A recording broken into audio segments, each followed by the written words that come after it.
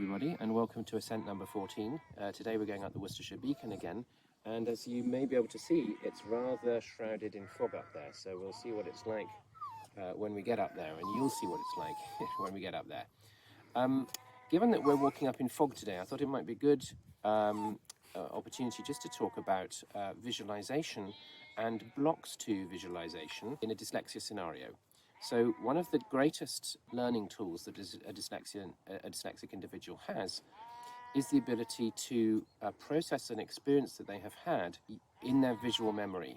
So very often part of what we'll do in a Davis program, towards the end of the program, is show an individual how, for example, they can master spelling by doing something creative around the word, making it in some way, and then building up a visual image of the word so that they can say the word even forwards or and backwards from their visual memory if they want to do so. And then that creates certainty and confidence that the word has become part of who you are and its correct spelling. Similarly, we use visualization in the reading process in an exercise called picture punctuation, which we use to facilitate comprehension and retention of what's been read, again using the visual memory. But in the earlier stages of a Davis program, we're confronted with a paradox, which is the typical dyslexia paradox. And that's the paradox that a dyslexic individual very often is able to picture pretty much anything and everything out of their experience, except for letters and except for text. So they struggle with... One moment. So they struggle with spelling. And one of the first things that we do in a Davis program, as I said earlier, is alphabet mastery.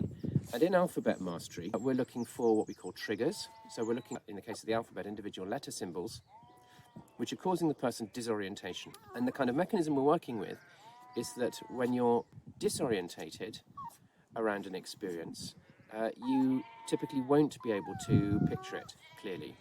So you'll have blanks. And in Ronald Davis's book, The Gift of Dyslexia, some basic tips are given as to how to deal with these triggers, how to resolve the disorientations so that the letter can be perceived in an orientated way and then can be pictured clearly as a component of a word.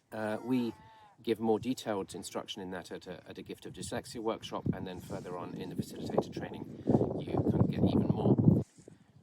And just from time to time you'll hit on some really mysterious triggers and blocks in a program, which probably couldn't be described in any manual or textbook. One of those was a girl that I was working with on a Davis Maths Mastery program.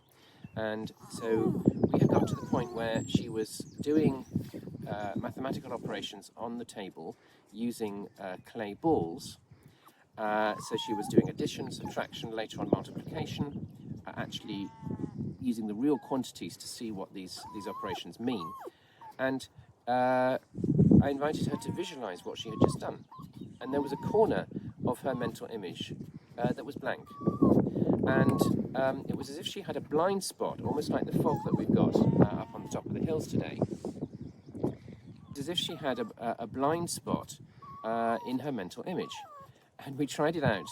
We tried sort of a few things, had her sort of visualize various things in the room, and always in that particular area of her mental image, it was blank, whatever it was she was trying to visualize.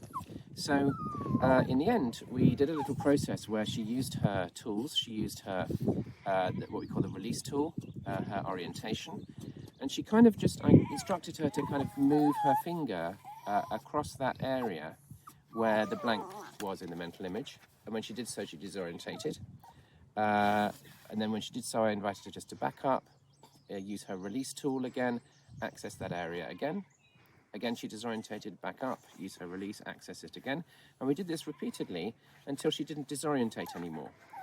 To this day, I don't know what that trigger was about, why it was occurring, but what I do know is that it was resolved.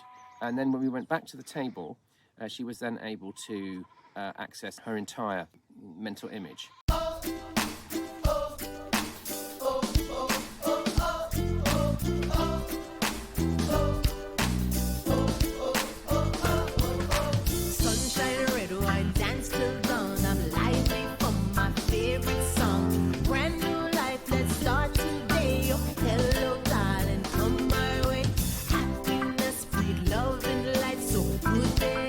Sleep at night, we party till the sun come up, then rest.